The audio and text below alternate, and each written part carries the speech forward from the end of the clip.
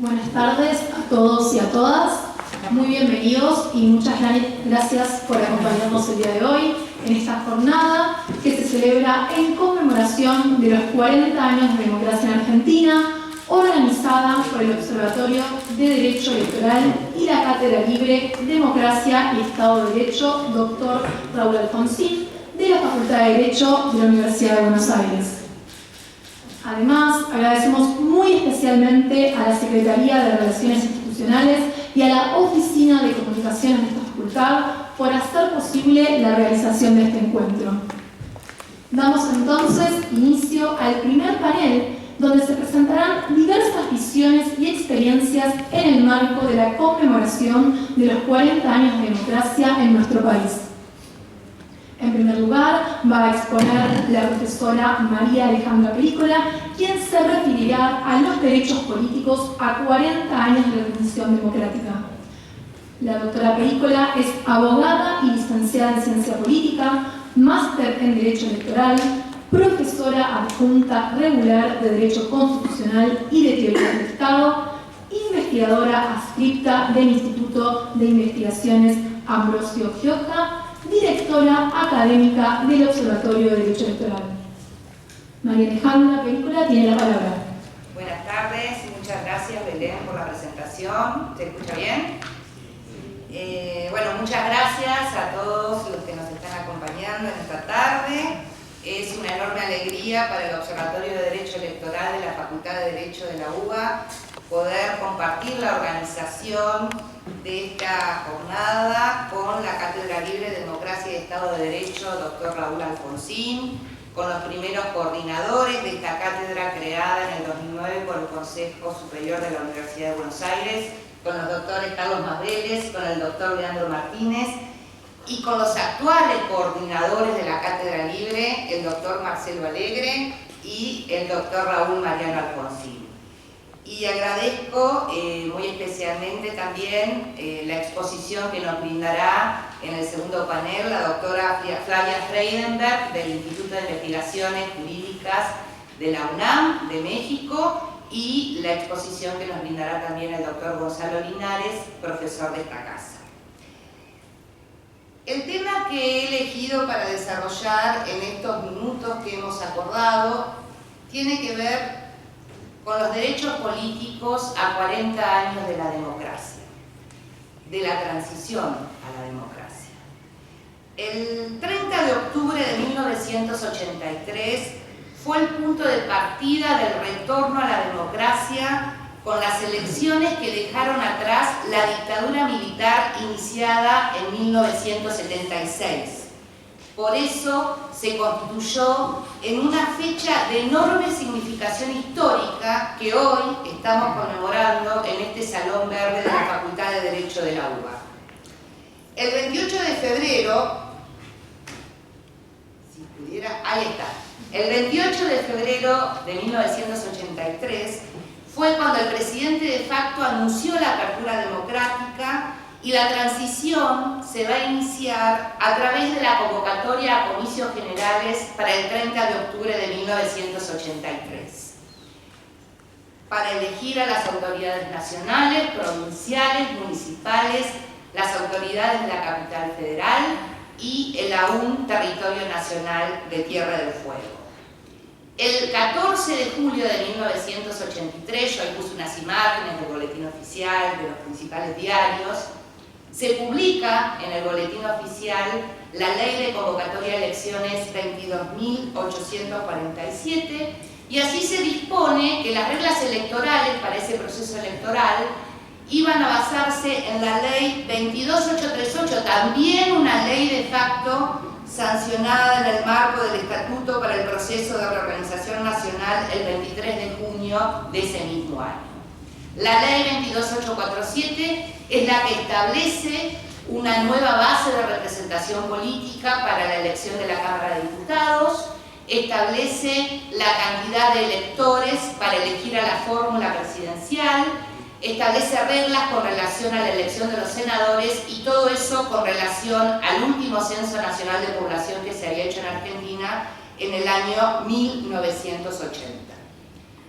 Para esta elección del 30 de octubre de 1983 se presentaron 12 fórmulas presidenciales para competir. Y ese 30 de octubre, las argentinas y los argentinos mayores de 18 años recuperaron sus derechos políticos, tanto en la fase activa, es decir, el derecho a elegir, como en la fase pasiva, el derecho a ser elegidas o elegidos. Y eso tal como lo establece la Constitución Nacional. De los 17.929.000 electores y electoras habilitados para votar ese 30 de octubre de 1983, ejercieron su derecho a voto más de 15 millones, es decir, hubo un 85,61% de participación política. Como todos recordamos, triunfó la fórmula Alfonsín Martínez con el 51,75% de los votos y 317 votos o miembros del colegio electoral. Y la segunda fórmula más votada fue la fórmula peronista Luder-Vittel, que obtuvo el 40,16% de los votos y 259 electores.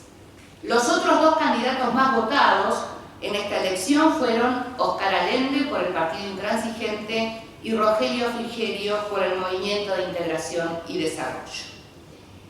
En este proceso de transición a la democracia, no podemos dejar de mencionar que a 5 días de asumir la presidencia, el 15 de diciembre de 1983, el presidente Raúl Alfonsín creó la CONADEP.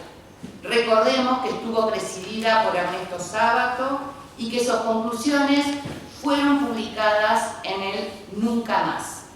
El Nunca Más que se constituyó en la base testimonial del juicio a las juntas que se haría un tiempo más tarde.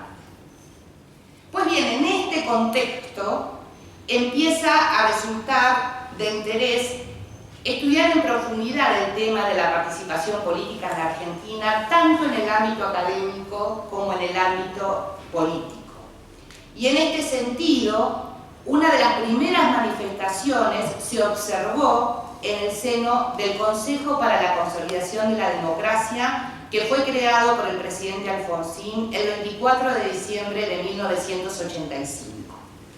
Este consejo, coordinado por el doctor Carlos Mino, en el cual además participaron como asesores de las comisiones técnicas muchos profesores de esta casa de estudio, incluido el doctor Marcelo Alegre, tuvo la tarea de discutir la posibilidad de reformar la Constitución, estoy hablando de 1985.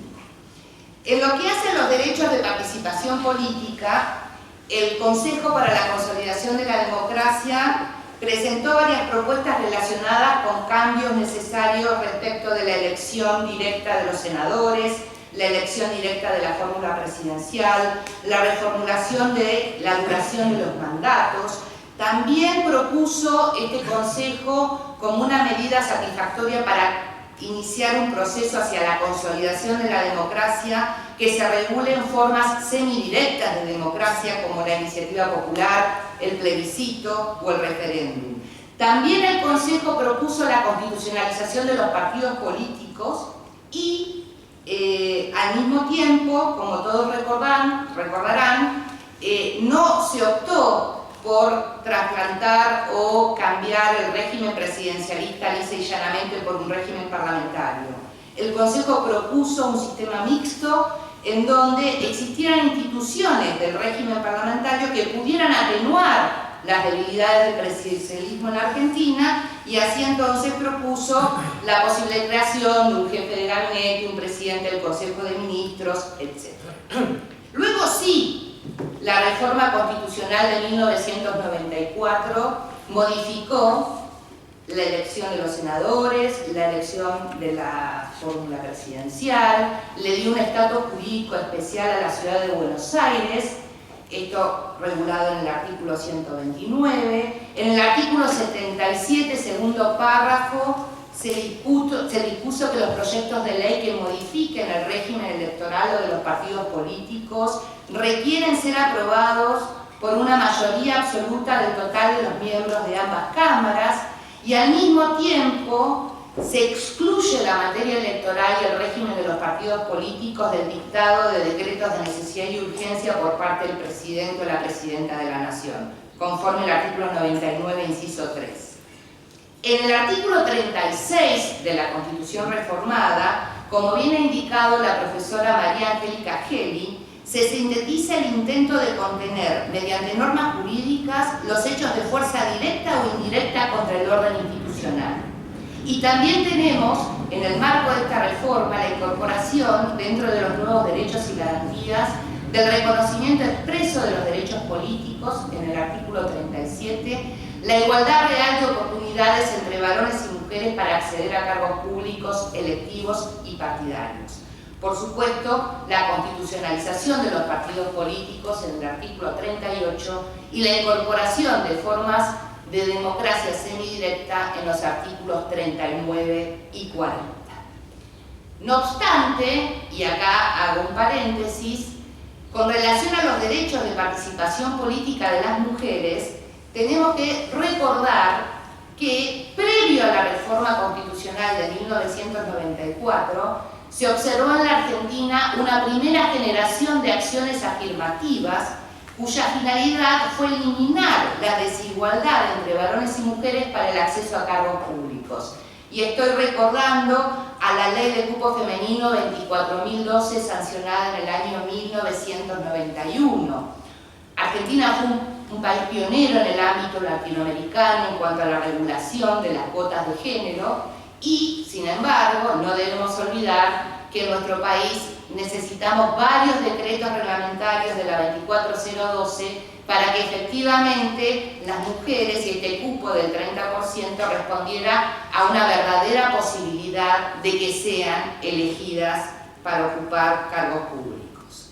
Y la reforma constitucional del 94 entonces sí amplía la gama de derechos con relación a la participación política de las mujeres en el mencionado artículo 37, en la cláusula transitoria segunda y en el artículo 75, inciso 23. Más tarde tenemos una segunda generación de acciones afirmativas y ya acá estamos hablando de la paridad en los ámbitos de representación política, es decir, un reparto proporcional e igualitario, 50% y 50% entre varones y mujeres para ocupar los distintos puestos en las listas partidarias y como bien sabemos esto se logra a partir de la sanción 27, de la ley 27412 en el año 2017. Hay otros aspectos con relación al avance de los derechos políticos en estos 40 años de democracia que quiero mencionar brevemente. Entre ellos, acá me olvidé de mostrarles la evolución de las candidaturas por género desde el 2011 al 2021, nos falta la actualización de la última elección, esto está realizado por la Cámara Nacional Electoral. Les decía entonces que hay otra cuestión importante en cuanto a la ampliación del cuerpo electoral y tiene que ver con el derecho de sufragio activo de las personas privadas de libertad. Recordemos que esto se logra a partir de la sanción de la Ley 25858 en el año 2003, después de un fallo de la Cámara Nacional Electoral del año 2000 que fue confirmado luego por la Corte Suprema de Justicia de la Nación. Y se ha ido un paso más allá con relación a las personas privadas de libertad, porque en el año 2013, en el ámbito de la Ciudad de Buenos Aires, y en el 2016, nuevamente en el ámbito de la Cámara Nacional Electoral, se ha barajado la posibilidad de que las personas que están privadas de su libertad con condena firme también puedan tener derecho a votar. Esta es una cuestión, por supuesto, que no la decide la justicia, sino que la resuelve el Congreso Nacional y eventualmente el debate seguirá hasta que haya o no una nueva reforma al Código Electoral Nacional. La ampliación del cuerpo electoral también se ha conseguido en nuestro país en estos últimos 40 años a partir del derecho de sufragio activo de electoras y electores que residen en el exterior. Esta mayor posibilidad de participación para quienes tienen su domicilio en el exterior y desean participar de las elecciones generales se da en nuestro país a partir de la sanción de la Ley 24.007 en el año 2001. Y en el año 2017 se estableció que todas las personas iban a estar automáticamente empadronadas en este registro de electores y electoras residentes en el exterior, por supuesto, en donde el voto es optativo. A modo de ejemplo, en las últimas elecciones del 22 de octubre en nuestro país estuvieron habilitadas y habilitados 451.000 ciudadanos argentinos residentes en el exterior que tuvieron la posibilidad de participar para elegir la fórmula presidencial, 24 senadores nacionales, 130 diputados nacionales y 43 parlamentarios y parlamentarias del Mercosur. Eso en 302 mesas electorales, en 137 representaciones diplomáticas distribuidas en 86 países. Acá en la diapositiva se puede ver la distribución por representación consular. Y una última cuestión también importante con relación a la ampliación del derecho de sufragio en nuestro país tiene que ver con el denominado voto joven. En el año 2012 se sanciona la Ley 26774 y a partir de este momento los jóvenes entre 16 y 18 años tienen el derecho a participar, tienen el derecho a votar, aunque es de una manera optativa. Y no quiero dejar de considerar los avances que hemos tenido en estos 40 años de democracia con relación a la accesibilidad del voto. Y me estoy refiriendo a cómo hemos evolucionado la performance en los procesos electorales respecto de las personas con discapacidad, las personas mayores, las personas gestantes, máxime teniendo en cuenta que nuestro país tiene jerarquía constitucional desde el año 2014 la Convención sobre los Derechos de las Personas con Discapacidad y que en esta convención hay muchos artículos dedicados a regular la participación en la vida pública y política de las personas con discapacidad y que en diciembre del 2022 le hemos otorgado jerarquía constitucional a la Convención Interamericana sobre los Derechos Humanos de las Personas Mayores, convención en la que también se regulan cuestiones relacionadas con los derechos políticos. A modo de cierre, entonces, quisiera resaltar que desde la restauración democrática, el 30 de octubre de 1983, hubo 9 elecciones presidenciales consecutivas o sucesivas en nuestro país, con las respectivas renovaciones de la Cámara de Diputados y de la Cámara de Senadores. Es decir, el máximo periodo de estabilidad institucional desde el siglo XX hasta la fecha. Se han logrado, como hemos mencionado, importantes avances en torno a la representación política, a los derechos políticos, a la posibilidad de encaminarnos hacia una representación política cada vez más inclusiva. Pero sin embargo, no podemos soslayar que al mismo tiempo asistimos a una grave crisis de representatividad. Existe malestar con la política, existen inconvenientes respecto de los partidos políticos, aumento del abstencionismo electoral, el voto en blanco y el voto nulo. Acá estoy mostrando una diapositiva con un gráfico del Latino Barómetro, el informe 2023, que está dedicado a analizar la recesión democrática en América Latina, un tema que luego va a tocar mi colega, la doctora Flavia Freindenberg, en el segundo panel.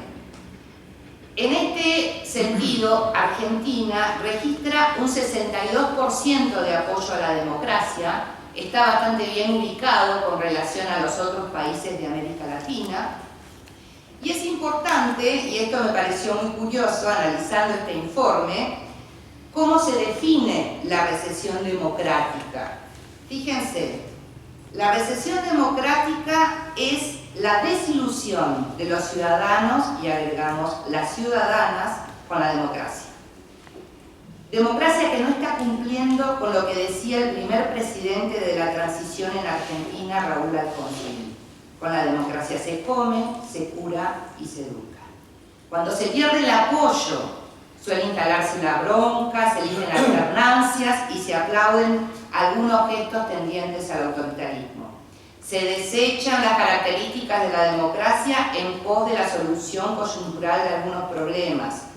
Dejan de importar los partidos políticos, deja de importar la libertad de prensa, incluso a mucha gente no le interesa que se sobrepasen las leyes. No obstante, no seamos tan negativos con Argentina. Argentina es uno de los países de América Latina que tiene la menor cantidad de ciudadanas o ciudadanas que son indiferentes al tipo de régimen. Nosotros no olvidamos la dictadura militar. Entonces, en nuestro país existe una mayoría que quiere la democracia sin tapujos. El desafío es satisfacer la demanda mayoritaria por la democracia para continuar el trayecto hacia la plena consolidación en nuestro país. Muchas gracias por la atención.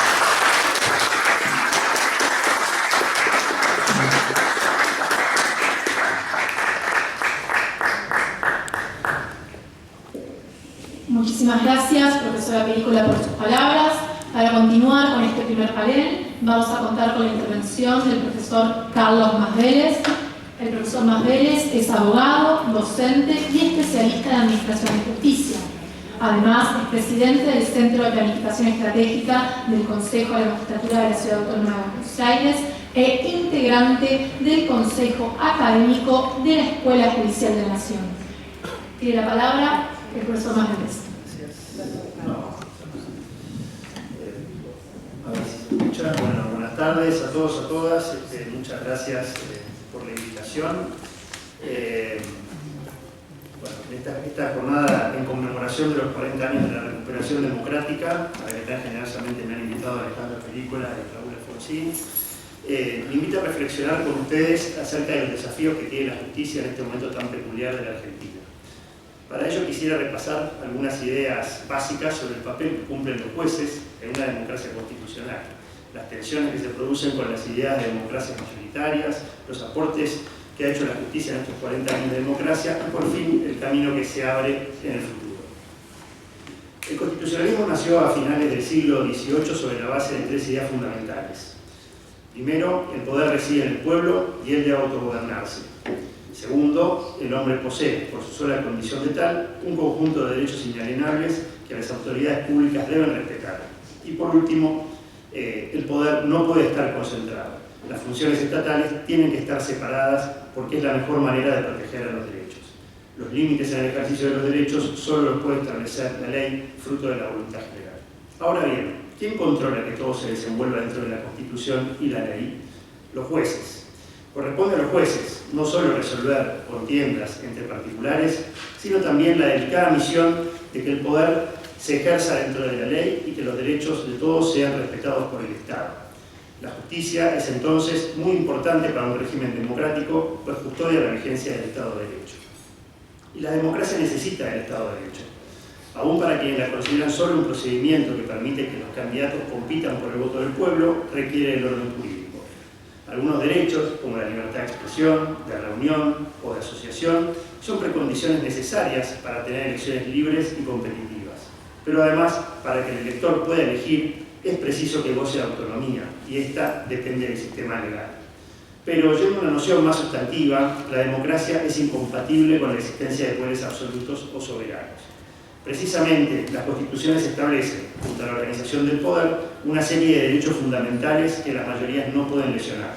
Por eso, la protección de los derechos tiene que estar a cargo de los jueces, porque la esencia de una democracia constitucional es tutelar esos derechos frente a los eventuales abusos de las mayorías. Desde hace más de 100 años, nuestra Corte Suprema ha asumido la trascendente facultad de ser la última palabra en materia de control judicial de constitucionalidad, aun cuando a lo largo de la historia hizo un ejercicio muy moderado de ese poder. Pero vayamos ahora a qué ocurrió con la justicia a partir de la recuperación democrática en diciembre de 1983. El país llevaba medio siglo de promiscuidad entre gobiernos civiles y militares. La propia Corte Suprema de Justicia había clarificado la validez entre las normas de facto y de iure, siendo esto congruente con el reconocimiento de los golpes militares a través de las tristemente conocidas acordadas de la Corte del 10 de septiembre de 1930 y 1943, donde se admitió la posibilidad de convivencia entre la Constitución y un gobierno basado exclusivamente en el uso de la fuerza. La enorme mayoría de los jueces en funciones eran técnicos y profesionales, pero indiferentes, en muchos casos, a la existencia o no de un régimen democrático. El nuevo gobierno solicitó el acuerdo del Senado para la permanencia en el cargo de alrededor de un 70% de los magistrados existentes. Era imposible sustituir masivamente a todo el Poder Judicial, a jueces que contaban con conocimientos y experiencia para el desempeño de su función. Solo se separó a aquellos que hubieran tenido o se sospechara de adhesiones explícitas a la dictadura y se apostó que los confirmados en la nueva etapa que se iniciaba se comprometieran con los valores de la democracia. Se designó una nueva Corte Suprema plural e independiente. No se nombró a militantes políticos o adeptos serviles. Le integraron distinguidos juristas con diferentes ideas políticas, radicales, peronistas y socialistas. Incluso es conocido el gesto de Raúl Alfonsín de ofrecer a su rival electoral, Ítalo Luder, la presidencia de la Corte Suprema, lo que denotaba la intención del gobierno de que el tribunal fuera independiente. Probablemente uno de los problemas más serios con los que se enfrentaba la transición democrática era cómo tratar las graves violaciones a los derechos humanos cometidas durante la última dictadura militar. Había un reclamo muy fuerte de las organizaciones de derechos humanos y de los familiares de las víctimas para que se esclareciera lo sucedido.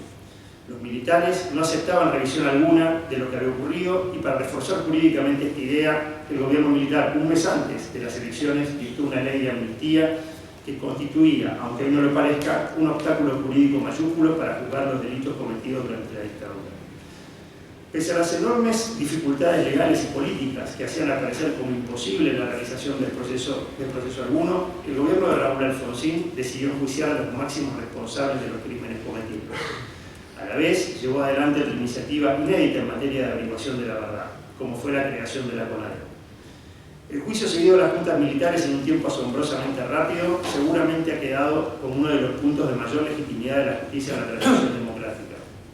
Probablemente demostró que la democracia naciente podía enjuiciar a quienes aún mantenían el dominio de la fuerza militar intacto y que lo hacía solo con el poder del derecho y con las reglas del debido proceso frente a la comisión de hechos siniestros. El juicio significó también la condena a las dictaduras, a la violencia política, al apartarse del imperio de la ley y una adhesión a los principios democráticos, al respeto irrestricto a los derechos humanos. Incluso el caso argentino de Verdad y Justicia se ha propagado por el mundo entero. Pero la justicia ha hecho mucho más cosas en estos 40 años de democracia. En los primeros años de la restauración democrática hubo una serie de trascendentes fallos en materia de derechos, cabe recordar algunos de esos fallos: intimidad y autonomía en Concepción de Balbín, libertad de conciencia en Portillo, inviolabilidad de domicilio en Fiorentino, igualdad ante la ley en Arenson, tenencia de estupefacientes en Basterrica, divorcio vincular en Cejián, que originó el dictado, por ejemplo, de la ley 23.515.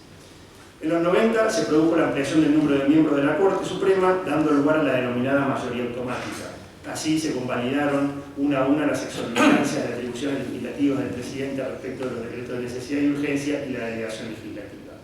Un acontecimiento muy importante para la justicia en esa misma década fue la reforma constitucional de 1994, que incorporó a su texto atribuciones legislativas para el Poder Ejecutivo, como los decretos de necesidad y urgencia y la delegación legislativa, aunque señalando límites precisos para su ejercicio. Además, creó el Consejo de la Magistratura, un órgano de integración plural entre jueces, abogados, académicos y representantes de los órganos políticos. La intención del constituyente fue tratar de profesionalizar las designaciones de los jueces para robustecer su independencia. Desafortunadamente, las distintas reglamentaciones han partidizado en exceso a la integración del organismo, lo que conduce a situaciones de bloqueo en las designaciones, no logrando que se cubran las vacantes en tiempo útil, lo que compromete el servicio de justicia. Tampoco ha cumplido el Consejo con su misión de controlar la tarea de los jueces a través de estadísticas confiables y de efectuar cambios en la administración de justicia. Durante el gobierno de Néstor Kirchner se conforma la Corte de 7, que dictó muchos fallos importantes en términos institucionales y de derechos, como por ejemplo la inconstitucionalidad de topes indemnizatorios, la movilidad de las prestaciones jubilatorias, la nulidad de la ley del punto final de evidencia de vida, lo que dio lugar a la reapertura de gran cantidad de procesos por delitos de lesa humanidad, la despenalización del aborto en caso de violación, el retorno a la legalidad de la tenencia de estupefacientes para consumo personal, entre otros. Han pasado 40 años de la restauración democrática Sin duda ha habido fallos trascendentes respecto de la protección de derechos y otros relevantes con relación al federalismo fiscal y a límites republicanos en las elecciones de provincia. Pero ha habido un control muy débil de constitucionalidad con relación a las facultades legislativas del presidente y los alcances de la emergencia. Se advierte una deferencia a las políticas del gobierno del turno. De todos modos, no cabe duda que la justicia se ha convertido en un actor relevante en el escenario político. Esta circunstancia creo que ha puesto en evidencia una conclusión clara. Los otros poderes no aceptan o no entienden cuál es la función de los jueces y de la jurisdicción. Esta intolerancia respecto del rol que debe cumplir la justicia ha llevado a tratar de cooptar a los tribunales o bien a deslegitimarlos o a utilizarlos abiertamente. Hecha este breve repaso de algunos hechos que considero salientes de los últimos 40 años, cabe entonces preguntarnos, antes de terminar, qué rol cumplirá la justicia en los próximos años. No partimos de un buen lugar. La legitimidad de los jueces reposa en la confianza del pueblo en la imparcialidad de sus decisiones. Las últimas mediciones de opinión demuestran que la confianza de la justicia en la justicia es muy baja. Latino Barómetro en 2021 dio como resultado que solo 16 personas de cada 100 confían en la justicia, cuando la media de la región es 24. Parece necesario, entonces, recuperar la credibilidad en la justicia. Para ello es indispensable garantizar la independencia de los jueces como presupuesto esencial de la imparcialidad. Pero también es fundamental que el Poder Judicial colabore en este proceso de relegitimación a partir de la elaboración de un diagnóstico certero que le permita realizar las transformaciones necesarias. La Argentina se encuentra atravesando una profunda crisis económica y social, probablemente sea una de las coyunturas más difíciles de los últimos 40 años. Hay una sensación extendida de gran incertidumbre y en muchos casos de angustia por los tiempos que vivimos. A la tradicional ausencia de cooperación, que según entiendo han provocado esta decadencia, se suma ahora que el próximo gobierno no contará con mayorías parlamentarias, lo que inducirá seguramente a las autoridades a intentar hacer un uso abusivo de las limitadas herramientas legislativas con que cuenta el Poder Ejecutivo. Todo gobierno constitucional es un gobierno limitado. Los límites los establece la Constitución Nacional, que es, como decía Nino, la hoja de ruta, la carta de navegación de un país. No hay mayorías que surjan accidentalmente de una elección que puedan adoptar decisiones que excedan esos límites constitucionales. Quien va a garantizar que ello ocurra son los jueces, últimos custodios de las normas fundamentales. Por lo tanto, en momentos complejos del país y de incertidumbre por el futuro, siempre tenemos que tener presente que lo que otorga previsibilidad e integridad a la República es la efectiva vigencia de las instituciones previstas en nuestras normas constitucionales, cuya tutela está a cargo de una justicia independiente. No habrá progreso ni desarrollo posible sin instituciones sólidas. Como en los comienzos de la recuperación democrática, abracemos a la Constitución y a la justicia para defender la paz, los derechos y la libertad. Muchas gracias.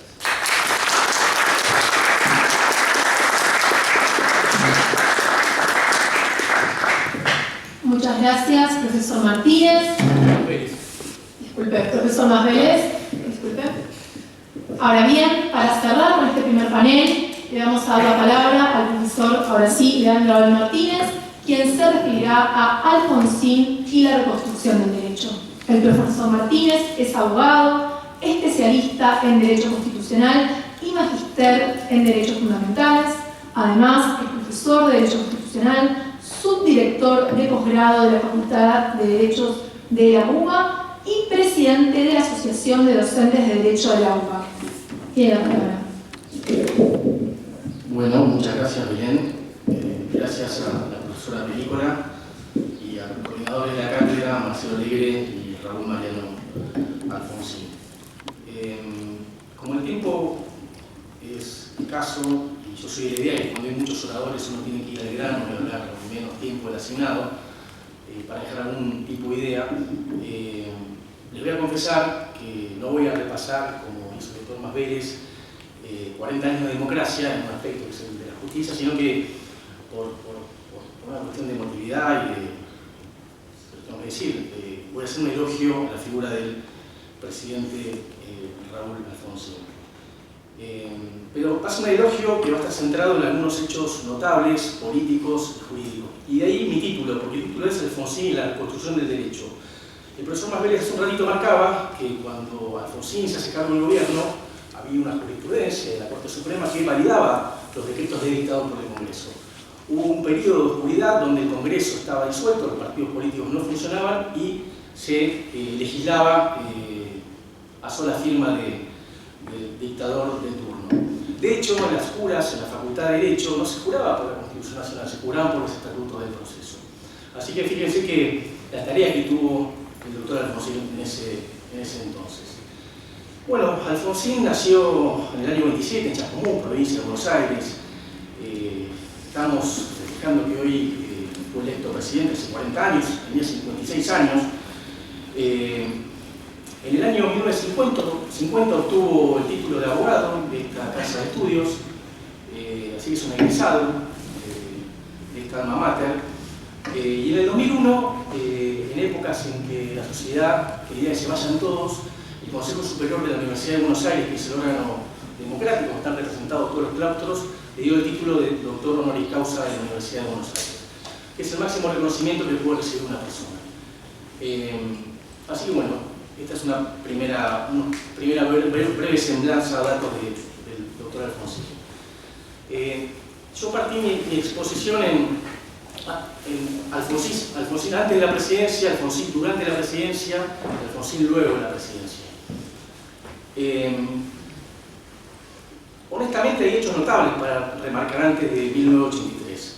En 1975, unos pocos meses antes del golpe de Estado, Alfonsín, junto a otros políticos y personas destacadas, fundó la Asamblea Permanente por los Derechos Humanos, la APDH. De hecho, muchos de nuestros alumnos pueden usar el práctico en esa asamblea. En esa época, cuando no todo el mundo era valiente, Alfonsín presentaba cuerpos por los detenidos y por los desaparecidos. Otro hecho destacable, en 1982 fue uno de los pocos políticos junto al expresidente Frondizi que rechazó la marea triunfalista de Malvinas. Alfonsín fue una de las voces que se opuso. Y bueno, y cómo no mencionar antes de ser presidente el preámbulo, ¿no? Ese rezo laico durante su campaña electoral que significaba un llamamiento a la concordia nacional y la reivindicación del orden constitucional. No era casual el reciente preámbulo. Bueno, algunos hechos normativos notables de su presidencia. Ya lo mencionaron la doctora Película y el doctor Masvélez. Bueno, a pocos días asumió la presidencia, programó el curso de las juntas y también a los grupos de ERP y de Montoneros. Automáticamente el Congreso Nacional dictó una ley que derogó y tachó de nula el decreto ley de autoamnistía, porque todas las dictaduras lo que hacen antes de irse se autoperdonan. Se creó la CONADEP, como bien marcaron, y acá quiero relevar un dato que tiene que ver con las dificultades de ese momento.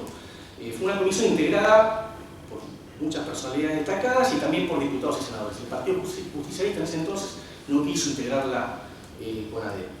El informe Nunca Más, que es conocido por todos, solo quiero marcar que fue publicado por UDEVA, por esta cuestión de amor a la universidad. UDEVA es la editorial de la Universidad de Buenos Aires. También los dictámenes del Consejo de la Consolidación de la Democracia fueron publicados por UDEVA. Y bueno, el curso se realizó en 1985. A mí, honestamente, me hubiera gustado que la película que compitió para los Oscars se llame 1983 y no 1985. Nuestro derecho positivo era muy diferente, la recepción del derecho internacional de los derechos humanos era diferente. Vale la pena remarcar que en 1984 el Congreso hace propia la Convención Americana de Derechos Humanos y otros instrumentos. En 1985 sucede lo propio con la Convención sobre la eliminación de todas las formas de discriminación contra la mujer.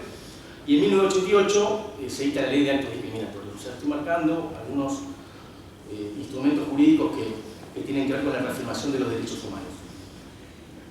Y voy a nombrar algunos hechos normativos que bueno, acabo de mencionar dos, ¿no? Pero que en la reforma del 94 pidieron jerarquía constitucional. Y creo que esto no es casual porque Alfonsín fue convencional constitucional.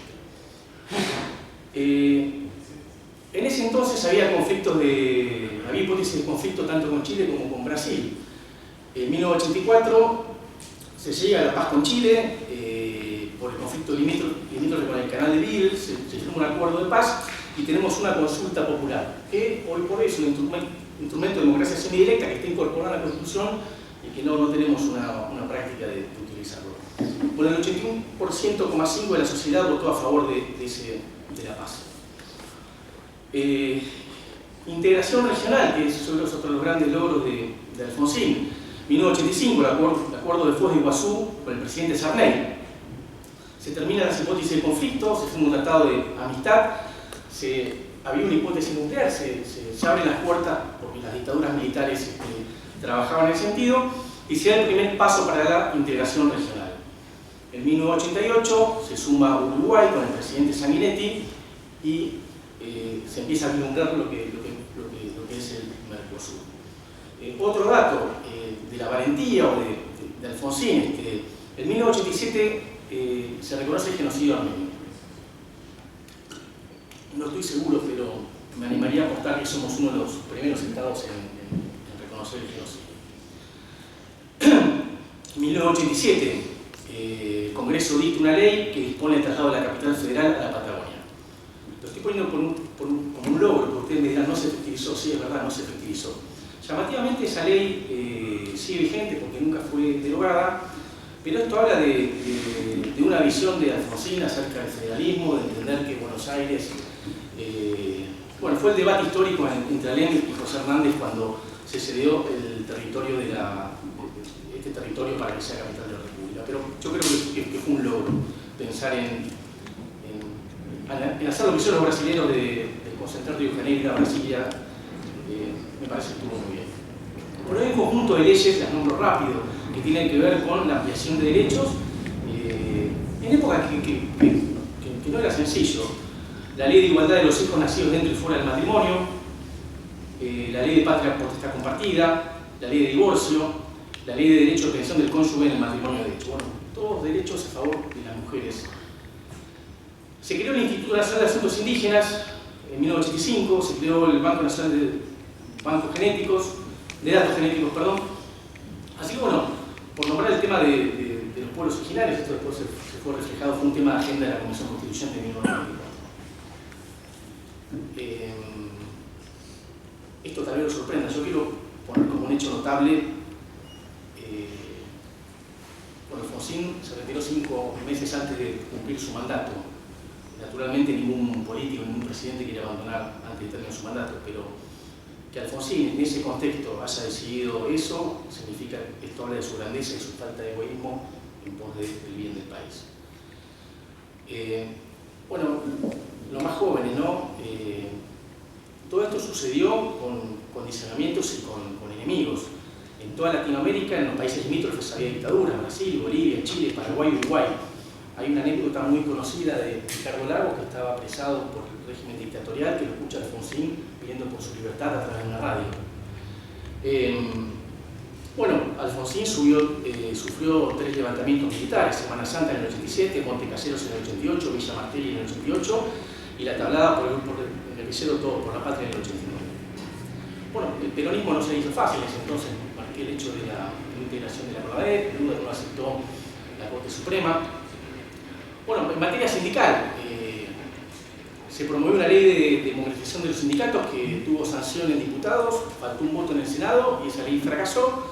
Y bueno, Alfonsín tuvo 13 paros generales de la CGT. 13 paros generales.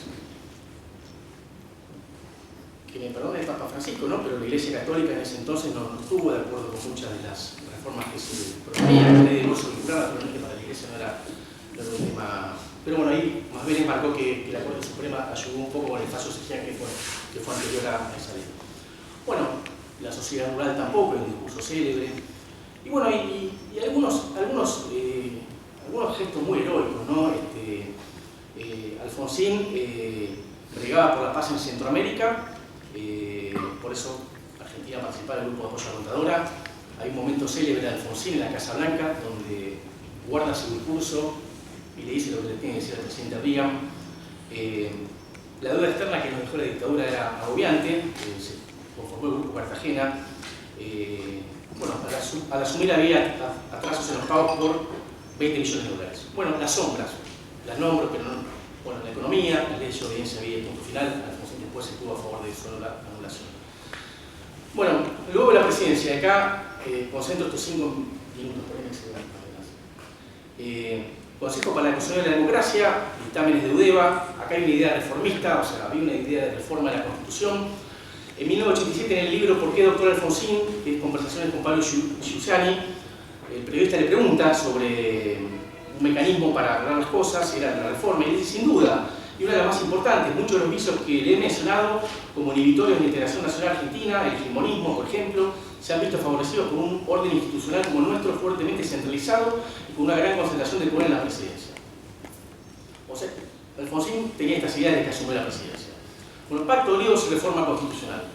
Bueno, fue un acuerdo de partidos, yo quiero reivindicar esto, fue un acuerdo de partidos políticos, no fue un acuerdo entre dirigentes. En un libro que Carlos Marbeles sacó con el exdecano Attilio Alterini, cuando muere el presidente Alfonsín, que se llama Juicio Más Balanceado, participó el Instituto Nacional Yosefiniano.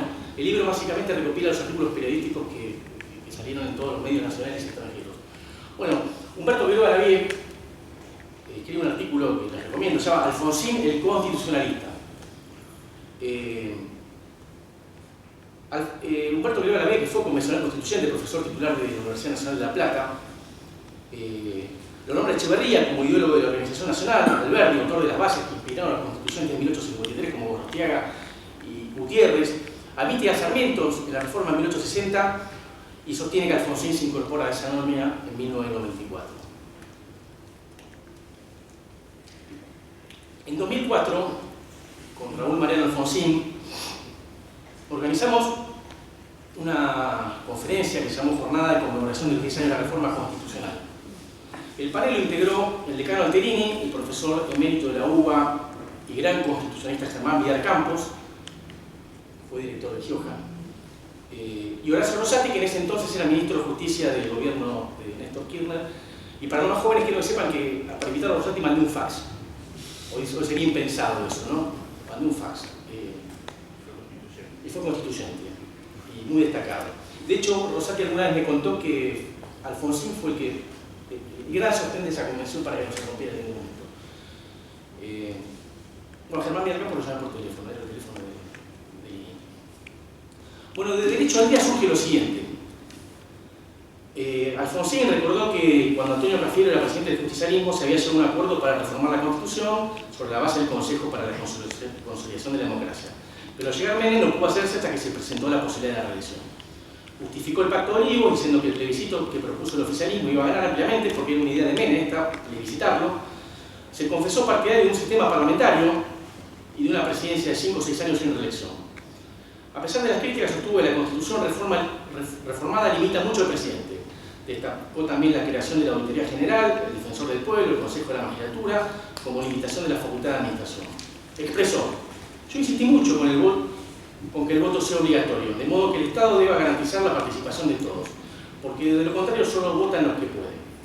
Afirmó que se trató de una reforma progresista, digna de ser defendida ante las presiones que, según predijo, se aproximan. Pidió finalmente que los intelectuales ayuden a los políticos a reglamentar la Constitución. Esto es Alfonsín en primera persona.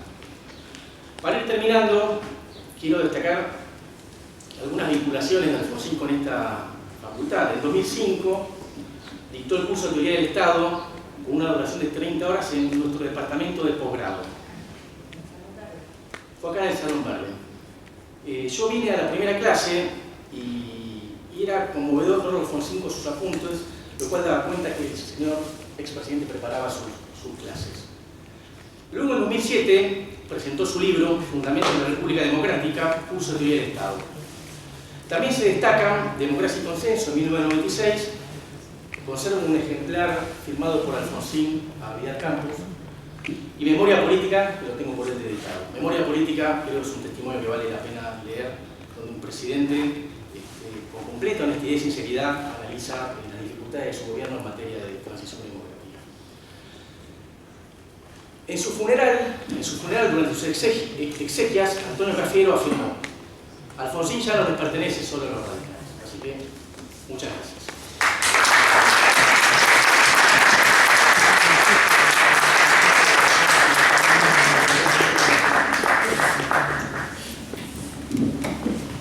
Muchas gracias, profesor Martínez. Habiendo entonces escuchado a los tres expositores, a los cuales les agradecemos enormemente por su participación, vamos a dar por concluido este primer panel y en 10 minutos en este mismo salón daremos inicio al segundo y último panel del día en esta jornada en conmemoración de los 40 años de democracia en la República Argentina. Muchas gracias. Buenas tardes a todos.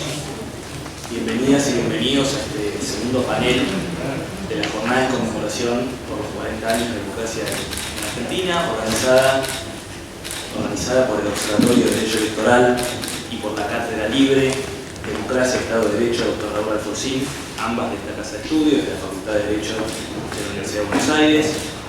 En primer lugar, escucharemos la exposición de la doctora Flavia Freidenberg, titulada A 40 años de la democracia en Argentina, ¿en qué se ha avanzado, en qué se ha retrocedido?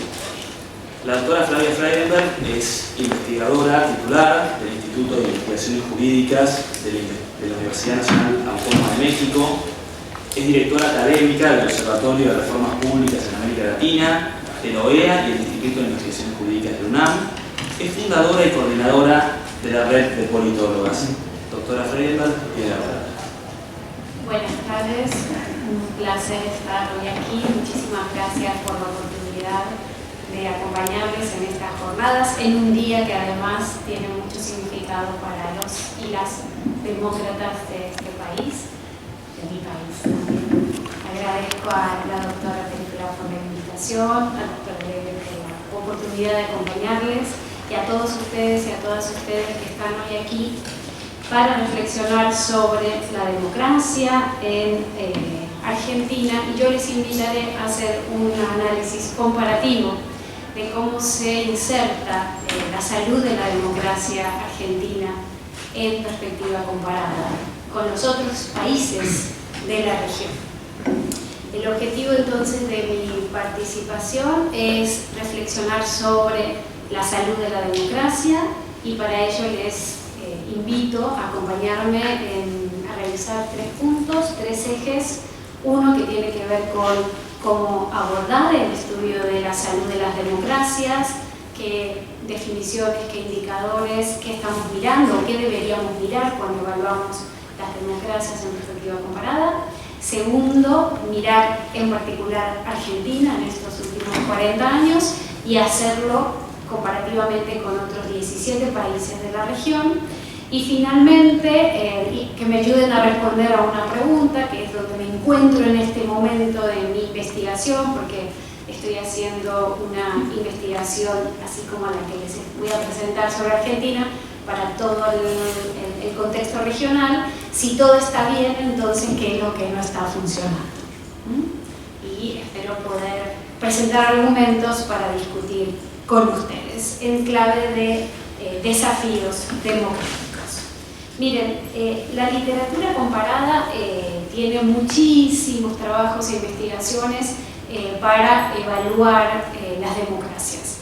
Hay muchos conceptos, hay muchos indicadores, hay muchas estrategias de investigación, partiendo de la idea de que la democracia es aquel régimen político, y yo creo más en la democracia como sistema, pero bueno, a veces la traducción intercala régimen como sistema, pero es aquel régimen político, diría Adam Przeworski, que facilita y que debería contemplar la certeza en las reglas y la incertidumbre en los resultados. Desde este punto de partida, como les decía, de esta definición del profesor Przeworski, yo les propongo mirar las democracias desde un concepto multidimensional, un poco deudora de las investigaciones que está haciendo en estos momentos el Instituto Gotemburgo, que lleva el proyecto de Variedades de la Democracia, un proyecto muy ambicioso, basado en los juicios de expertos y expertas, que fundamentalmente se les preguntan cada año una serie de interrogantes, responden a unos cuestionarios, bueno, respondemos a unos cuestionarios, y también proponiéndoles acompañar esta estrategia de investigación multidimensional con otros datos que son más de tipo objetivo. Es decir, que mi idea es que crucemos una definición multidimensional de la democracia con una estrategia de investigación multidato. Eso significa que algunos datos van a ser producto de percepciones y otros datos no van a ser percepciones, sino que son datos objetivos de la realidad. Y en ese sentido, de estas 5 definiciones, de dimensiones de la democracia, les voy a invitar a que me ayuden a explorar 2 dimensiones en particular. la dimensión electoral de la democracia y la dimensión liberal de la democracia. No porque las otras no me parezcan importantes, la igualitaria, la participativa o la dimensión deliberativa, sino que en esta fase de la investigación me estoy concentrando en estas dos dimensiones. Para mucha gente, cuando utilizan un concepto unidimensional, solamente está mirando la dimensión electoral. Muchos de ustedes habrán escuchado hablar de la poliarquía. Bueno, la poliarquía en realidad es una definición de Robert Dahl unidimensional que mira solo el tema electoral.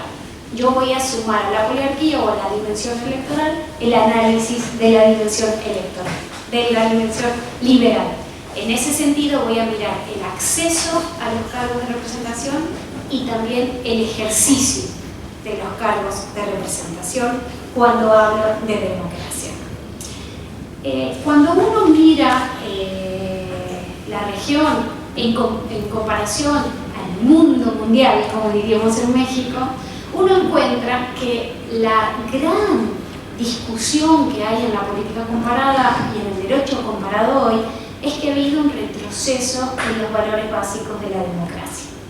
Si ustedes miran los datos, se van a dar cuenta que en realidad, si hoy el 72% de la población mundial vive bajo gobiernos autocráticos, hace 10 años, hace solo 10 años, solo lo hacía el 42% de la región. Entonces, cuando ustedes miran la literatura, van a los foros, leen los periódicos, lo que ustedes van a encontrar es una visión pesimista de la democracia. No sé si ustedes son pesimistas, no sé si son optimistas. Yo quiero discutir con ustedes esta presunción pesimista sobre la vida de la democracia. Y creo que amerita hacerlo un día como hoy. O sea que si ustedes van a mirar el vaso medio vacío, yo voy a intentar llenarlo. A ver si se puede.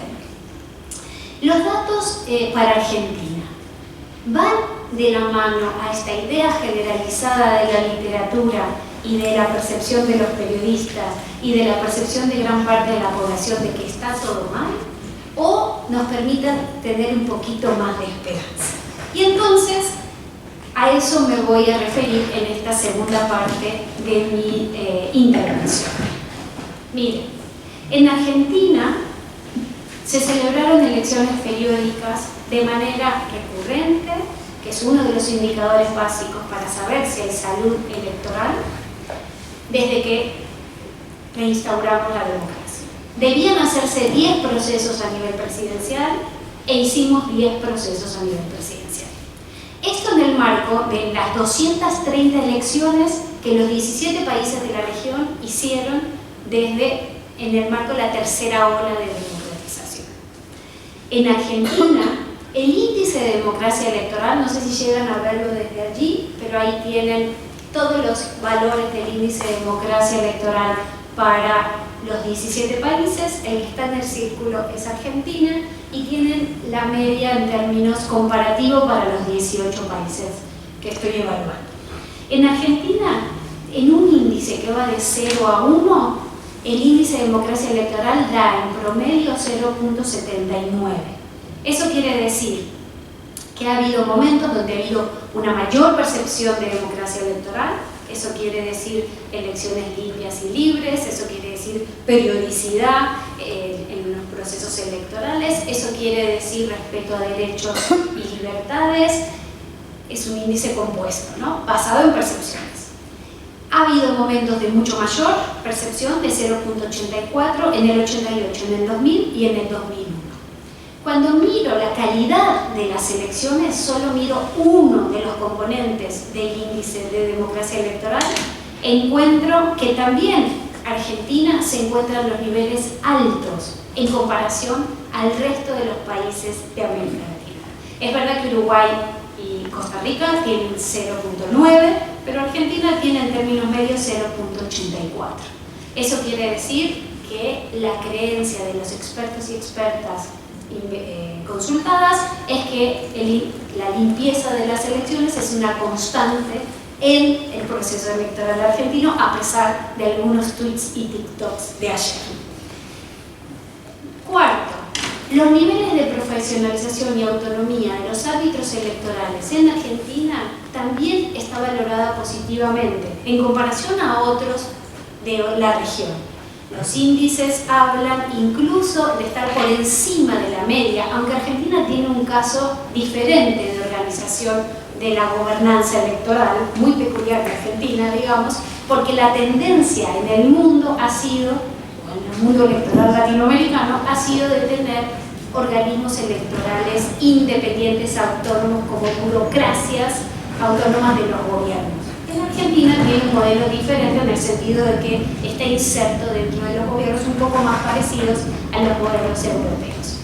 Cuando vamos a ver la incertidumbre de los resultados, que es otro de los indicadores básicos para medir la salud de la democracia, lo que encontramos es que en términos medios hay diferencias en los procesos electorales. Ha habido unos procesos más competitivos porque el margen de victoria ha sido más chiquito y hay otros que han sido más amplios, pero en el caso de estos procesos ha habido procesos donde el que estaba en el poder ha perdido las elecciones, ¿sí?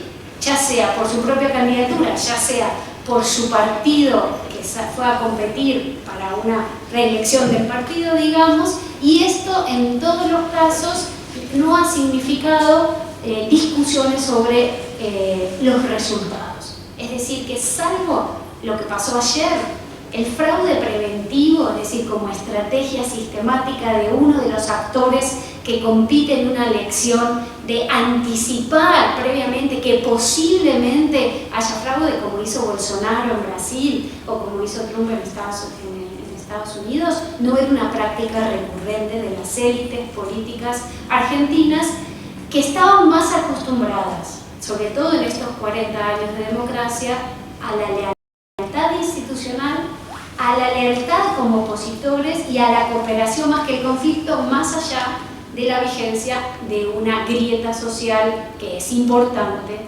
y que también es política en la sociedad argentina. Los datos de los niveles de fragmentación del legislativo también hablan de un sistema de partidos moderados. Los niveles de participación electoral son niveles altos para hacer un sistema, a diferencia del ecuatoriano o el peruano, donde es muy costoso no participar en una elección porque hay una sanción fuerte para el individuo, porque no tienes tu carta de buen ciudadano o de buena ciudadana si no votas, pero en general los niveles de participación electoral de la ciudadanía han sido altos en estos últimos 40 años, con un promedio de 0.8 para las elecciones presidenciales de la región. Es verdad que estas últimas de esta primera vuelta, junto a las de 2007, han sido las de menor participación. Las de menor participación comparando otras elecciones argentinas. Si las comparamos con elecciones de otros países, 70% ya es muy alto, si están pensando en el 50% de Colombia, por ejemplo, o de otros sistemas donde el voto no es obligatorio, donde el voto es voluntario. Y cuando miramos el último indicador para medir la fortaleza de la democracia electoral, que tiene que ver la presencia de grupos hostiles contra la democracia, la verdad es que Argentina no ha tenido en sí grupos organizados que se manifiesten en contra del sistema democrático. Eso no quiere decir que no haya habido movimientos sociales y grupos que tengan críticas, cuestionamientos y movilizaciones dentro del sistema. Pero los grupos hostiles contra la democracia son aquellos que ponen en tela de juicio la convivencia democrática y la perdurabilidad del sistema, y eso es lo que no nos gusta. Entonces, lo que encontramos es que el índice de democracia electoral en Argentina tiene niveles muy altos, por encima incluso de la media regional. Y eso es bueno. Ahora, cuando vamos a mirar o cuando vamos a estudiar la otra dimensión, la dimensión liberal, del mismo modo que ocurre en la media regional de otros países de la región, Argentina tiene más problemas en la percepción respecto al funcionamiento de la dimensión liberal de la democracia. ¿Qué significa esto? que hay problemas con la aplicación del Estado de Derecho, que hay problemas en la relación ejecutivo-legislativo, que hay problemas de control entre las instituciones y que hay más dificultades para el cumplimiento de libertades civiles. ¿Esto es atípico en la región? No, esto es similar a lo que ocurre en la media global, mundial, no la estoy justificando, pero digo, es algo normal que se está dando con relación al resto de países de América Latina y con relación al mundo. Pero sí, si la media de la dimensión electoral, discúlpenme los numeritos, ¿no? Pero es como hablamos los politólogos y las politólogas con numeritos, si la media de la valoración de la dimensión electoral está por encima del 0.8, la media de la dimensión liberal está en 0.6. Ahí hay una distancia y hay un espacio, un área de oportunidad donde habría que trabajar para fortalecer todas las dimensiones de la democracia. El otro aspecto que es importante analizar respecto a los retrocesos tiene que ver con el apoyo a la democracia. De la misma manera que ha pasado en la región, y aquí se han hablado en las intervenciones anteriores sobre el Latinobarómetro y las encuestas de apoyo de la ciudadanía a la democracia, lo que encontramos es que hay un descenso generalizado en la región del apoyo de la ciudadanía hacia la democracia, y Argentina no ha estado exenta de esta disminución en el apoyo. Pero hay veces que uno se pregunta si la ciudadanía está criticando a la democracia en sí como sistema o a los gobiernos que son electos en el marco de la democracia. Hay veces que la discusión tiene que ver más con lo que los gobiernos hacen o no hacen que con el rendimiento de la democracia en sí. Es más, en Argentina yo me animaría a decir que el problema no es tanto de apoyo, sino de satisfacción con los resultados de la democracia. Y ninguno tiene que ser muy experto ni experta para darse cuenta de los problemas en las dificultades de redistribución de bienes públicos, de garantizar los objetivos de la igualdad, de conseguir una mayor dignidad, es decir, que la ciudadanía sienta que la democracia responde a sus necesidades. Pero repito, aquí las preguntas no distinguen muchas veces entre sistema y gobiernos. Y yo creo que habría que repensar también la configuración de esa pregunta para estar midiendo exactamente lo que necesitamos estar midiendo. Si ustedes comparan a Argentina en todos estos indicadores con América Latina, Argentina está junto a Uruguay, Chile y Costa Rica en el vagón de salida, los que van por inicio. A diferencia de otros países como Nicaragua o Venezuela, que ya perdieron su condición de democracia, o otros países como El Salvador, que están perdiendo su condición de la dimensión liberal, y posiblemente, aunque no soy futuróloga, pero es muy probable que también en las condiciones de la dimensión electoral, por el problema de no haber acatado la prohibición de la no reelección y que el presidente Bukele haya forzado ese mandato constitucional presentándose como candidato. Entonces cierro indicando y resumiendo. Si bien en la dimensión electoral estamos a la cabeza posiblemente del grupo que está mejor posicionado en términos del índice de democracia electoral, de periodicidad de las elecciones, de la posibilidad de que los que gobiernan pierdan elecciones, de que las elecciones sean limpias y libres, de que haya un árbitro electoral independiente, de que haya incertidumbre en los resultados, que haya un alto nivel de participación y que se acepten los resultados, aunque te duele en el alma perder una elección. El índice de democracia liberal o la dimensión de la democracia liberal todavía tiene algunos problemas sobre los cuales deberíamos trabajar. Deberíamos trabajar entonces en términos de seguir manteniendo el Estado de Derecho y fortaleciendo el Estado de Derecho, que tiene que ver con garantizar la certeza en las reglas y garantizar de que haya incertidumbre en los resultados. Tenemos que seguir generando un corte para que las élites no se vayan ni actúen de manera desleal, porque como ya sabemos, la lealtad institucional ha sido tan importante en este país, incluso en gobiernos de otros partidos, desde el 83 a esta parte, como diría el doctor Gerardo Schelvis, ha habido oposición leal, ¿no?, de unos y otros, garantizar que se siga jugando las reglas, siguiendo las reglas de juego, y evitar malas prácticas, redes clientelares y manipulación estratégica de las reglas y del juego político. Argentina tiene una oportunidad y yo espero que los próximos 40 años sean de más democracia para resolver estos déficits que aún están pendientes, y un día como hoy creo que está bueno recordar. Muchas gracias.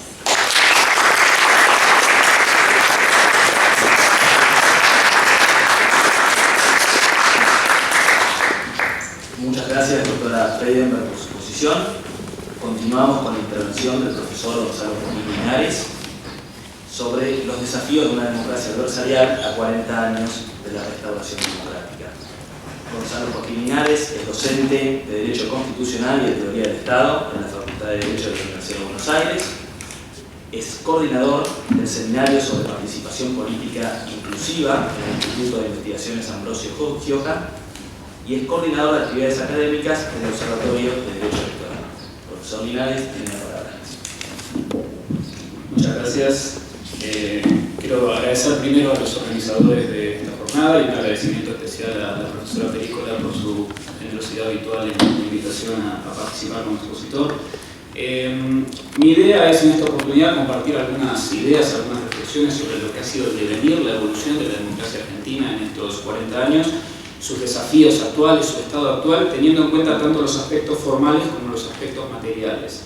Y para eso podemos tomar como punto de partida una definición de Norberto Bobbio de la democracia procedimental y el contraste que el autor plantea con la práctica real de esa democracia procedimental. Desde este punto de vista se define la democracia como un conjunto de reglas formalmente expresadas orientadas a la conformación de un gobierno democrático y al proceso de decisión democrática de las decisiones públicas que serán vinculantes para los integrantes de la comunidad.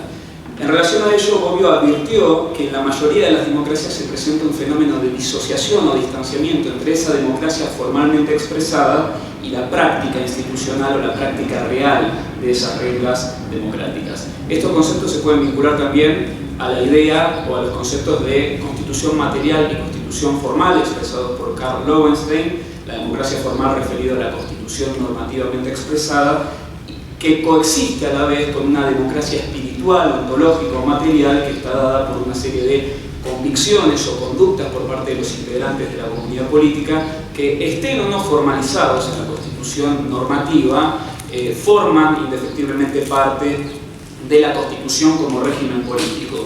Análogamente, Hermann Heller hablaba de una constitución normativa que es estática, documento normativo escrito, y de una constitución no normativa que es dinámica, que es producto de la actividad humana y que se expresa fundamentalmente en las relaciones sociales de cooperación, de subordinación y de solidaridad dentro de una sociedad o comunidad estatal, y que se vincula básicamente con las relaciones de poder real. Estas distinciones son importantes porque, como señalaba nuestro querido profesor Mario Resnick en el capítulo de su obra dedicada específicamente a la cuestión de la democracia argentina, la gran cuestión en Argentina ha sido precisamente el problema de la distancia o disociación entre la democracia formalmente expresada y la práctica institucional de esa democracia. Para analizar esta cuestión podemos señalar preliminarmente que nuestra Constitución histórica de 1853-1860 adoptó parcialmente de modo expreso y parcialmente de modo implícito un modelo democrático que podemos calificar como preponderantemente liberal y representativo. Decimos parcialmente implícito porque esa Constitución no garantizaba de forma expresa, de forma enunciada, la tutela constitucional de los derechos políticos, aunque sí enunciaba derechos civiles, una serie de derechos civiles que se consideran instrumentales para la democracia. La igualdad de la ley, la libertad de expresión, la libertad de asociación, la libertad de petición, entre otros. Sin perjuicio de eso, la Constitución histórica sí enunciaba también de forma expresa una serie de contenidos que se consideran esenciales para el modelo de democracia liberal. En primer lugar, podemos mencionar como elemento fundamental los arreglos institucionales, la dimensión institucional de la democracia liberal, donde la voluntad general, la decisión democrática fluyen a través de una compleja serie o compleja trama de instituciones instituciones políticas que filtran esa voluntad, filtran esa decisión y tienden a racionalizarla, o eso es lo que se espera por lo menos. Estos arreglos institucionales se están dando básicamente por un mecanismo de representación política para la selección de los gobernantes y por un esquema de separación funcional de poder o división de poderes con sus respectivas zonas de reserva en materia de competencias y también con un esquema de equilibrios mutuos o de frenos y contrapesos. Estos arreglos institucionales a la vez se complementaban con una prohibición expresa en la Constitución de la dictadura, entendida como la suma del poder público concedida al gobernante a través del artículo 29. El segundo elemento esencial que podemos ubicar en la Constitución histórica, que se hizo referencia anteriormente, es el sistema de derechos fundamentales, y allí están claramente los derechos políticos que originalmente no estaban enunciados en la Constitución, aunque se los consideraba implícitos o derivados del principio de soberanía del pueblo y de la forma republicana de gobierno, los términos del artículo 33 de la Constitución, y lo que ya hemos mencionado en relación a los derechos civiles. Posteriormente, la reforma constitucional de 1994 buscó, en primer lugar, formalizar y reafirmar el Pacto Democrático de 1983, que se había plasmado más que nada en la Constitución material y en la democracia real, recogiéndolo en la cláusula democrática del artículo 36 a referirse a la no interrupción del orden democrático constitucional. Sin perjuicio de eso, la Constitución reformada también identificó otros males o problemas que se entendía que aquejaban a la democracia y planteó una serie de objetivos democráticos y de contenidos con el objetivo de hacerles frente. En el primer plano, que sería el de los arreglos institucionales, detectó como mal de la democracia el problema del hiperpresidencialismo, fenómeno que tiene como raíz tanto el diseño formal de la Constitución, pero también y fundamentalmente se da en el plano de la constitución material y de la democracia real. La preocupación por hacer frente a esta cuestión en la Constitución reformada se planteó reformas que han sido mencionadas en la jornada de hoy, como la incorporación de la figura del jefe de gabinete, emulando el sistema híbrido francés, el Consejo de la Magistratura, para dotar mayor independencia judicial, mayor independencia de la justicia, el control externo de la administración pública en cabeza del Congreso, dotar de un marco constitucional y de un sistema de control a la potestad reglamentaria del presidente, particularmente los decretos de necesidad y urgencia, entre otros. También planteó un fortalecimiento del sistema de derechos con la constitucionalización de los derechos políticos, que ya ha sido mencionado, y se planteó también intentar superar uno de los principales déficits de la democracia liberal representativa, que es el proceso de apatía o de distanciamiento o la crisis de representatividad que se genera entre representantes y representados. Y para eso propuso como objetivo democrático concreto habilitar la participación política a través de las democracias, de las formas de democracia semidirecta, es decir, habilitar nuevos espacios de decisión, de rendición de cuentas y de control, donde no hay intermediación de los representantes, ¿sí?, con relación a la ciudadanía, sino una participación inmediata. Esto se plasmó en la iniciativa popular, la consulta popular, en la Constitución Nacional y a nivel local en otros institutos de democracia participativa. Finalmente puede mencionarse también un intento de la democracia por fortalecer el aspecto agregativo y consensual de la democracia argentina, fortaleciendo las competencias del Congreso, creando nuevas competencias para el Congreso y exigiendo mayorías calificadas para tomar algunas decisiones que se consideraban sumamente relevantes en la democracia, como puede ser las reglas de juego electoral, las leyes constitucionales o institucionales, la cuestión fiscal, es decir, más debate y más consenso para fortalecer la democracia en torno a estos asuntos considerados fundamentales. Sin embargo, a 40 años de la recuperación de la democracia podemos advertir que este fenómeno de disociación entre la democracia formalmente expresada en estas reglas y la democracia real suma, si se quiere, un nuevo capítulo o un nuevo aspecto. Y es que en oposición al modelo liberal, participativo, agregativo y consensual expresado en la democracia formal, se advierte que en el plano real, en la práctica institucional de la democracia argentina ha adquirido un carácter marcadamente adversarial en los últimos años. Es decir, adversarial significa que el foco de la democracia no está puesto ya tanto en el consenso, la participación o la deliberación, sino en la lucha política entre identidades políticas bien definidas que confrontan proyectos hegemónicos, es decir, proyectos no reconciliables de modo racional. Esta expresión particular de la democracia, esta expresión adversarial, la hemos visto en los últimos años y la podemos ver actualmente en el proceso electoral que todavía no ha culminado y en el debate que se genera en torno a ese proceso electoral.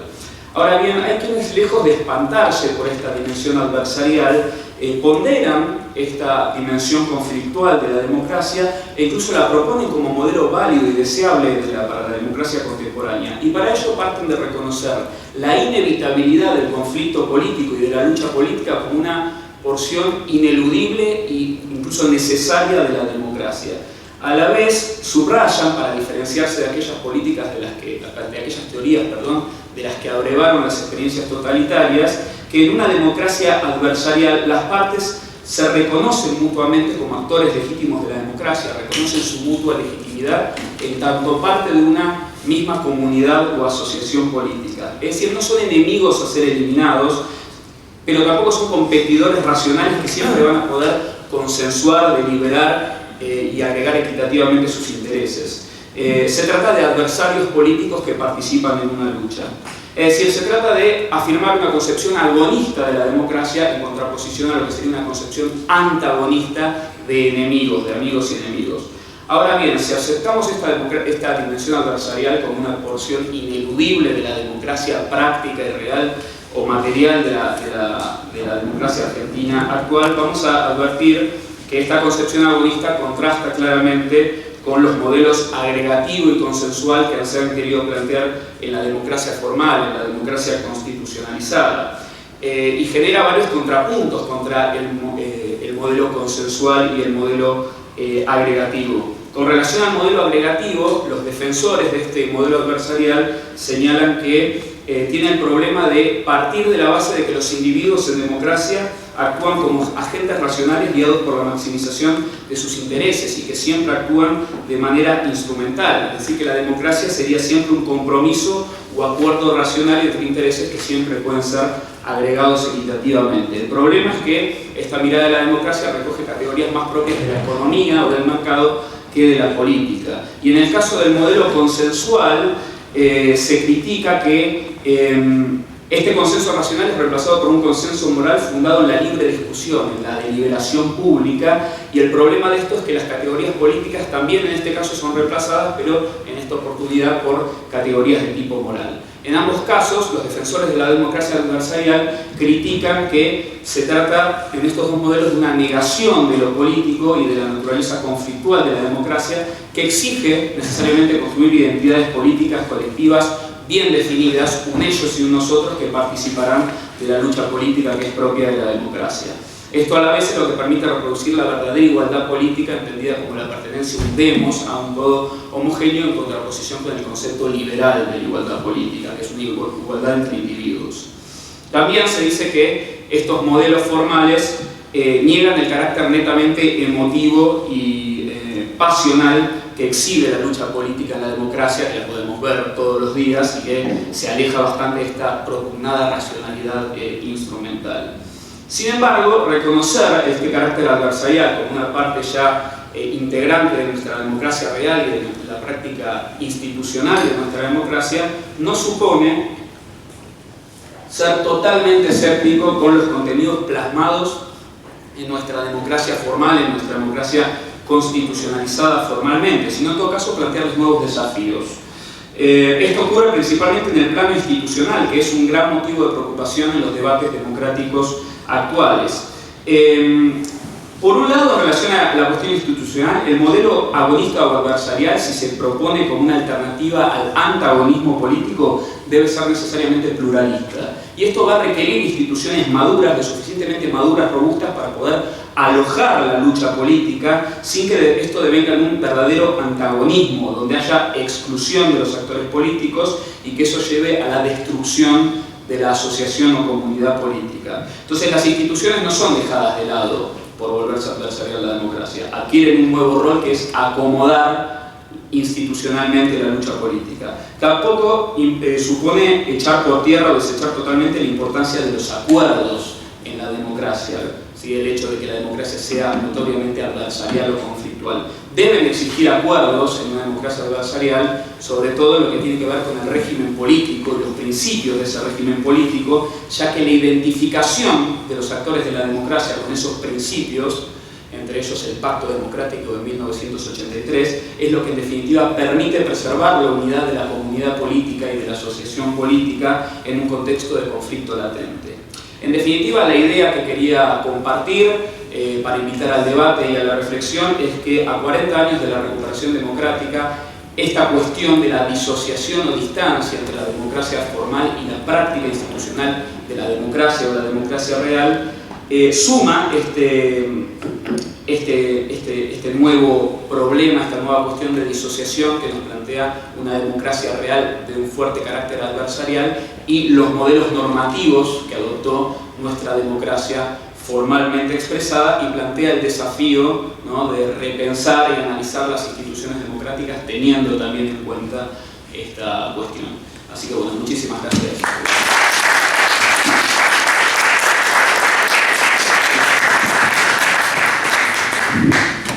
Muchas gracias, profesor Linares, por su intervención. Para cerrar esta jornada, le damos la palabra al doctor Marcelo Alegre, cuya disertación se titula Terminar el secundario, una política pública para el próximo gobierno. El doctor Marcelo Alegre es profesor titular de Teoría General del Derecho y Filosofía en la Facultad de Derecho de la Universidad de Buenos Aires, es director del Instituto de Investigaciones Ambrosio Gioja y es coordinador de la Cátedra Libre, co-coordinador de la Cátedra Libre Democracia y Estado de Derecho, el doctor Raúl Ricardo Alfonso. Doctor Alegre, tiene la palabra. Muchísimas gracias. Gracias a todos. Buenas tardes. Yo quiero muy brevemente hoy hacer dos cosas. Primero, contarles un poco las actividades de la Cátedra Libre y después hacer un aporte absolutamente personal a título individual, que no involucra a la cátedra ni a ninguna otra institución, ni sello, para ejemplificar un poco el tipo de actividades a futuro que yo con Raúl venimos pensando para la cátedra. Bueno, esta cátedra tiene ya más de una década y algunas de las cosas que se han hecho últimamente se han subido materiales de interés a la página, por ejemplo, los libros y publicaciones del Consejo para la Consolidación de la Democracia. Se han hecho presentación de publicaciones, por ejemplo, una publicación conteniendo los discursos de apertura de las sesiones parlamentarias del presidente Alfonsín, o este año se hizo la presentación del libro que tuvo mucho suceso de Pablo Gerchunov, El Planiferio Invertido. Se hizo un gran acto cuando se cumplieron los 10 años del fallecimiento de Raúl Alfonsín. También ahí se hizo un acto donde 10 mujeres significativas hicieron su aporte, sus reflexiones cuando se cumplieron los 10 años del fallecimiento de Alfonsín. Y también ha habido esfuerzos para hacer, digamos, para que a través de la cátedra, con el impulso de la cátedra, existan aportes a las actividades específicas de esta facultad, enseñanza e investigación. Por ejemplo, se promovió la creación de un curso del ciclo profesional orientado dedicado al juicio a las juntas, que tuvo mucho éxito, que se va a repetir de tanto en tanto, y se puso en marcha varios proyectos de investigación, uno en particular que dio lugar a un seminario que continúa en el instituto sobre la facultad y la transición democrática, porque esta casa ha sido realmente protagonista de la transición democrática en muchos sentidos.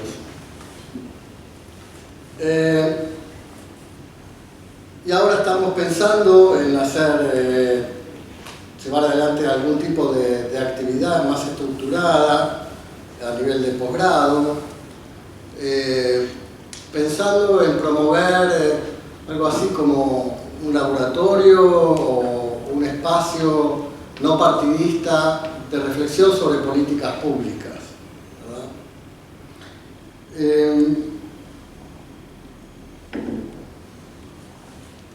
Y acá entonces viene la segunda parte. La segunda parte es pensar una idea de política pública que podría ser un ejemplo, si fuera razonable, sensata, quizás no lo es, del tipo de iniciativas que sería bueno que la cátedra propusiera, ayudara junto con otras cátedras o programas o departamentos a contribuir a enriquecer el debate público. Cuando hablamos de 40 años de democracia, creo que es muy importante, como se ha hecho acá, hacer un inventario de los grandes logros en materia institucional, es decir, la diferencia entre la democracia y la dictadura sigue siendo la diferencia entre la vida y la muerte. Cada vez hay, digamos, los estudiantes son más jóvenes y están más alejados de lo que fue la vida pre-democrática. Los que tuvimos la responsabilidad, digamos, de habernos criado en dictadura, no los vamos a cansar hasta nuestro último soplo de aliento en remarcar el valor de la democracia liberal en sí, el valor de los derechos, de las instituciones, de las elecciones. Pero es indudable que hay una enorme deuda pendiente de la democracia, que es la deuda social. Es decir, esta es una sociedad terriblemente desigual, y esa desigualdad, bueno, es la gran hipoteca de la democracia. Y entonces tenemos que pensar iniciativas, políticas públicas, cambios, reformas normativas, institucionales, para no resignarnos a esa realidad de vivir en una sociedad dividida, una sociedad en la que existe una especie de apartheid social, educativo, sanitario, de seguridad. Y yo les propongo que reflexionemos sobre lo que podría ser, a mi juicio, un muy buen indicador de la desigualdad argentina, un muy buen indicador de esta grieta social que hay en la Argentina, que es el hecho de que en la población que tiene más de 18 años, menos de la mitad ha terminado la escuela secundaria. Es decir, tenemos básicamente medio país que no ha terminado la escuela secundaria. Cuando se habla del grupo más desfavorecido, cuando se habla de pensar la democracia desde la perspectiva de los que están peor, ¿quiénes son los que están peor? Son las y los trabajadores no calificados y sus familias. No tener un título secundario no es automático, pero es un indicador muy fuerte de ser parte del sector más desfavorecido de la sociedad. Es decir, la falta de un título secundario afecta la posibilidad de conseguir buenos empleos, de conseguir empleos de calidad, afecta todas las dimensiones de la participación en la vida social. Es más difícil comprender las propuestas políticas, es más difícil comprender las complejidades de la economía, de la cultura. Es vivir como en una subsociedad dentro de la sociedad. Por supuesto, esto es causa y efecto.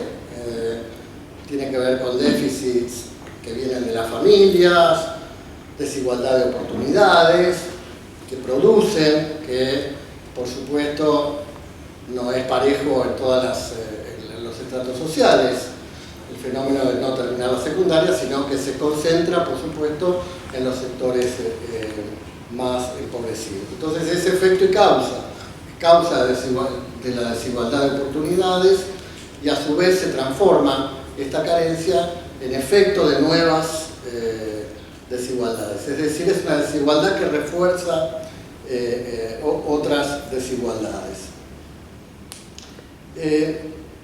Entonces, lo que yo quiero proponer es que quizás una de las acciones políticas más trascendentes, más relevantes, desafíos que enfrenta el Estado argentino, es el de revertir esta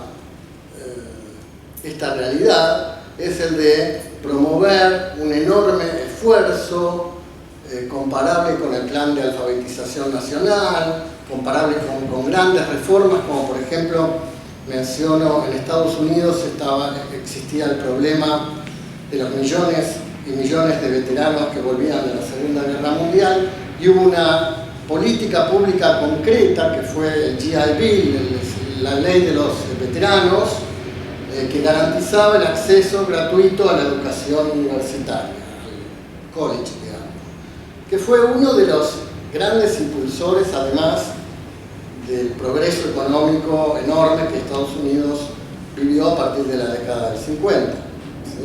Y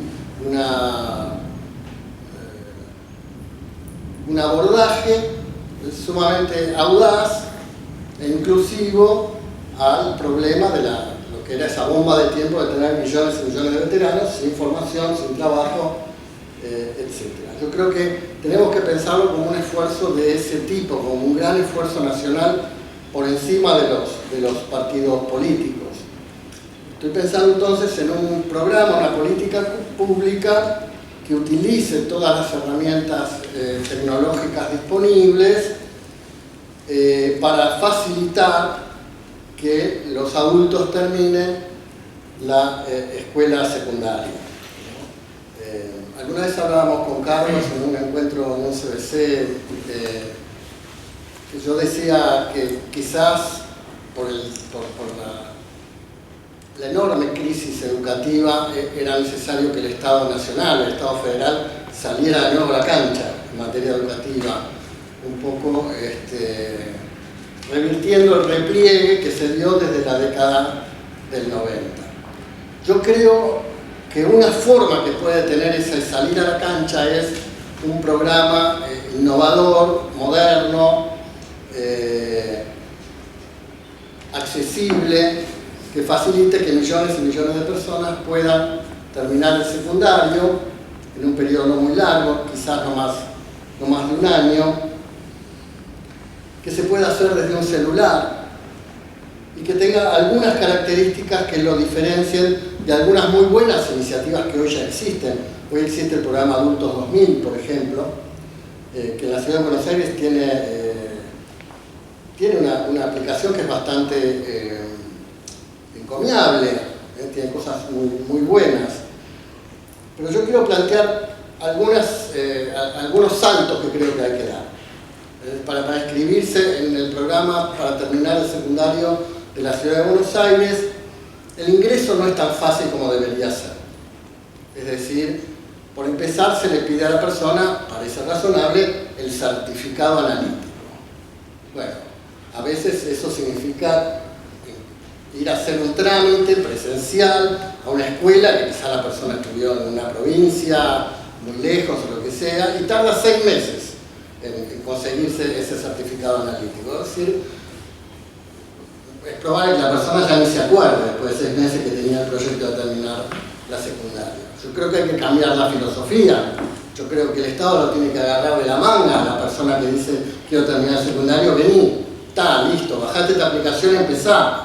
El certificado analítico lo consigo yo, Estado federal, porque las escuelas dependen de mí. Yo me ocupo de eso. Vos empezá el programa, ¿se entiende? O lo segundo está organizado de manera bastante tradicional alrededor de materias, ¿no? Asignaturas que caducan si la persona en un determinado plazo no termina, por ejemplo, los trabajos prácticos, no puede presentarse a exámenes y tiene que empezar todo de nuevo. Yo estoy pensando en un programa, espero que los pedagogos no se ofendan, pero algo muy parecido a una aplicación que se llama Duolingo, que hoy es la principal herramienta de aprendizaje de idioma en el mundo entero, muy por afuera de los sistemas institucionales de aprendizaje de idiomas. Esa es una aplicación muy sencilla, donde la persona 5 minutos por día puede ir avanzando en el aprendizaje de un idioma y no pierde lo que va avanzando. Entonces, esta es otra diferencia, que no se pierda lo que va avanzando.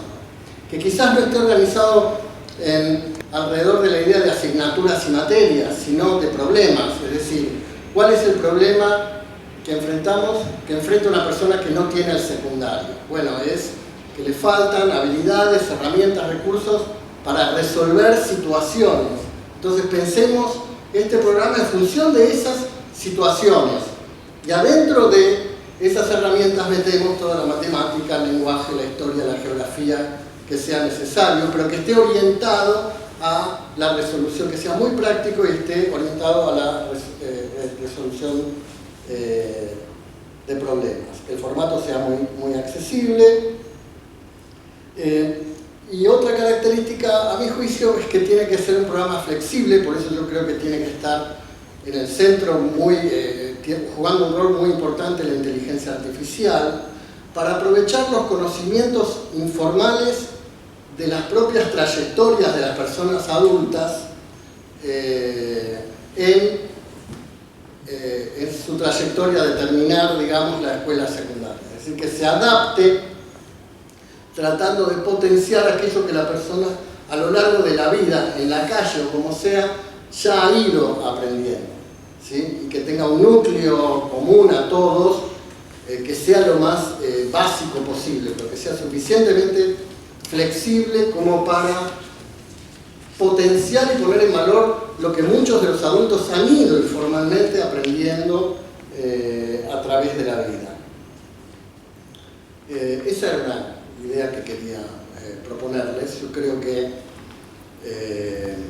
ese es el tipo de políticas públicas en las que, o acciones o iniciativas de gobierno, que la cátedra tendría que invitar a promover su reflexión a través de la investigación, a través de posgrados, a través de actividades específicas, de debate interdisciplinario con especialistas, etc. Simplemente quería compartírselas con ustedes un poco para mostrar lo que a mi juicio se viene dentro de las actividades de la cátedra, a ver qué les parece y cómo, digamos, cada uno desde su lugar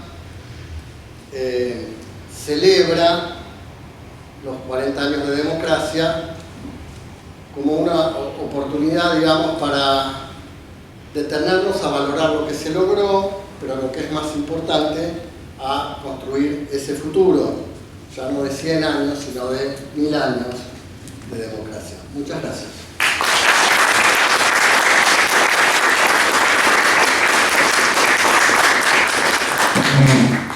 Muchas gracias, doctor Alegre, por su disertación. Damos con ella por concluida esta jornada en conmemoración de los 40 años de democracia en Argentina. Muchas gracias a todos.